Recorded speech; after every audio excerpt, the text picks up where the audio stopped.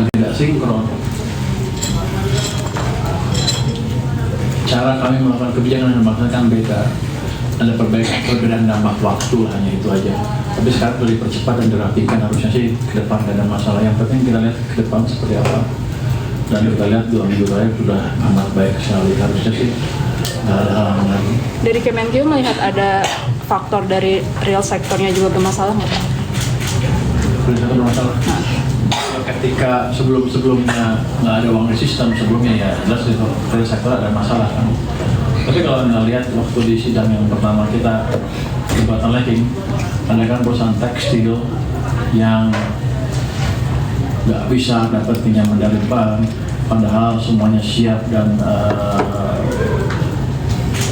pembelinya ada, agurannya ada, tapi nggak bisa pinjam bank lagi, uang di bank. Ya itu indikasi bahwa di perbankan waktu dia itu ya likuiditasnya belum cukup. Tapi ke depan kan kita betulin yang tadi kita masukin lewat kur, harusnya sih udah jalan ya. Kan saya akan cek. Jadi kondisi ke depan akan berbeda. Jadi saya sekarang bisa ngomong dengan lebih yakin bahwa tahun depan 6%, walaupun yang APBN 5,4 ya, saya akan paksa dorong ke 6% dan probability itu terjadi semakin terbuka lebar karena kami semakin sinkron dengan bank sentral. Pak Purboyan, Maulana Investor Press, Pak mau tanya, 2 pekan terakhir BI sudah mendukung kebijakan kami itu dalam bentuk apa ya Pak, kalau bisa disampaikan?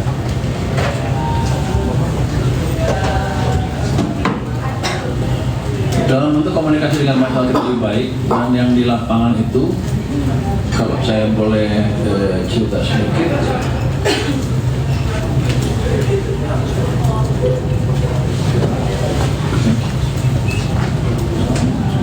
bahaya susah banget. Kalau Anda lihat base money apa nol yang tadi sudah sering sebut, alhamdulillah sekarang udah tumbuhnya udah double digit lagi, menuju ke arah 13% kalau datanya nanti keluar.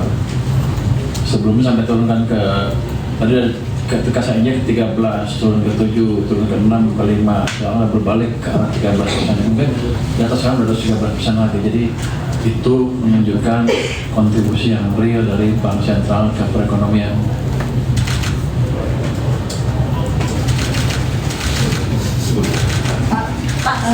Yang wajib Papua. Evaluasi tentang belanja pemerintah untuk tahun ini kayak seperti apa dan apakah sudah cukup maksimal untuk mendorong pertumbuhan ekonomi sampai akhir tahun ini. Yang kedua mengenai pertumbuhan kredit itu kan masih lambat Pak, sementara likuiditasnya masih sangat banyak. Gimana nanti untuk mendorong agar kredit ini bisa dimanfaatkan oleh para pelaku usaha? Jadi gini, untuk belanja kita tumbuh sedikit ya, dibanding tumbuh berapa nih? 4%. Nanti akan kita detailnya akan kita presentasikan minggu depan. Tapi dibanding tahun lalu tumbuh lumayan lah, nggak double digit tapi banyak tumbuh cukup baik. Artinya dari segi belanja nggak ada masalah, kita bisa belanja dengan baik.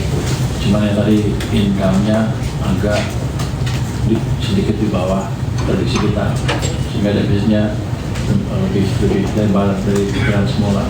Nanti akan kita detailnya akan kita presentasikan minggu depan. Karena angkanya bisa terus nih sampai malam nih. Ya hanya di titik ini banyak uang masuk juga. Baru tahu saya. Saya pikir kalau Menteri Keuangan 31 Desember tenang, rupanya belum Bu. Semalamnya saya nggak bisa tidur. Uangnya masuk bayar, uangnya masuk bayar. Tadi defisit bisa melebatkan kalau ada gagal uang masuk atau ada pengeluaran tiba-tiba yang besar, tapi sampai sekarang nggak ada pengeluaran yang besar tiba-tiba dan sepertinya peredaran uang yang masuk sudah akan terjadi. Jadi saya bilang tadi terkendali. Yang kedua, untuk apa dampak ke sistem perekonomian ketika bank sentral membantu ekonomi kita? Ini kalau bank punya uang lebih, saya tiba-tiba dia punya 20 triliun. Dia maunya kalau di bank sentral kan supaya dapat bunga lebih dan lain-lain. Ternyata nggak bisa, uangnya dia pegang kan, ditaruh di berangkas ya, kira-kira gitu ya. Tapi kalau diberangkas terus rugi dia masih bayar bunga ke deposannya kan, 3%, 4% tergantung kondisi banknya. Jadi dia akan terpaksa mencari tempat di mana uang itu menghasilkan return yang lebih tinggi. Mungkin pertama capital market, pasar obligasi dan lain-lain. Tapi eventually kan supply pasar modal, instrumen pasar modal maupun obligasi kan bukan unlimited. Suatu saat dia nggak bisa ulang lagi. Dia akan coba cari kredit-kredit yang pertama yang bagus-bagus. Ketika bank banyak berkompetisi untuk menyalurkan kredit ke yang proyek yang bagus, kan bunganya turun untuk orang yang punya proyek yang bagus tadi. Nanti kalau proyeknya udah bagus, udah habis dia akan cari yang bagus, sedikit bagus lah, di bawah sedikit. Terus semuanya berini, bunga akan turun, kredit akan tumbuh. Jadi kebijakan itu akan memaksa bank menyalurkan kredit. Kalau enggak, dia rugi. Ini kebijakan yang bagus sekali yang dibikin oleh Bank Sentral. Kata Bank Sentral ngomong, saya boleh ngomong gitu ya? Boleh. Kayak gitu. Tapi Pak, dari sisi pengusahanya kan katanya masih ada untuk menggunakan likuiditas yang ada untuk mencari kredit. Itu gimana? Kalau Anda, Pak, ini pengusaha juga akan lihat ketika uangnya banyak, jadi demand untuk for kredit itu nggak ada tuh, nggak pernah. Anda lihat aja waktu yang kasus saya yang pertama, dia cari kredit loh, cari pinjaman dari banknya nggak ada yang ngasih pinjam. Kenapa? Dia bisa dapat tempat yang lebih enak. Tapi sekarang ketika uangnya lebih, ada yang minta seperti itu, pasti dia salurkan lebih cepat, dengan lebih cepat. Jadi nggak betul klaim bahwa undisbursed loan tinggi. Karena itu ditambah uang pun nggak ada yang minjem di perekonomian. Kalau saya lihat undisbursed loan tuh share-nya kira-kira sama terus sepanjang tahun, segitu aja dari total portfolio loan banknya. Artinya apa?